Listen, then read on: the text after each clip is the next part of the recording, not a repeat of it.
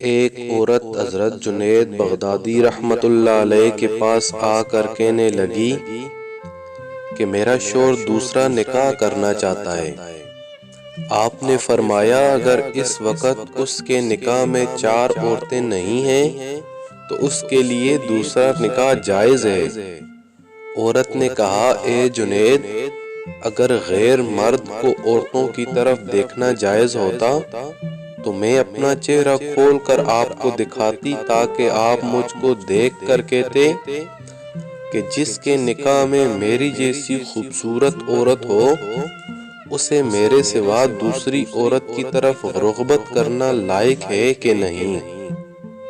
حضرت جنید بغدادی رحمۃ اللہ علیہ عورت کی یہ گفتگو سن کر بے ہوش ہو گئے۔ جب ہوش میں آئے تو کسی نے وجہ پوچھی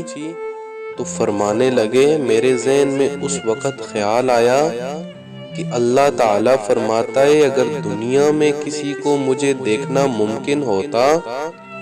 تو میں اپنا حجاب اٹھا کر اس پر ظاہر ہو جاتا کہ وہ مجھے دیکھتا، پھر اس وقت معلوم ہوتا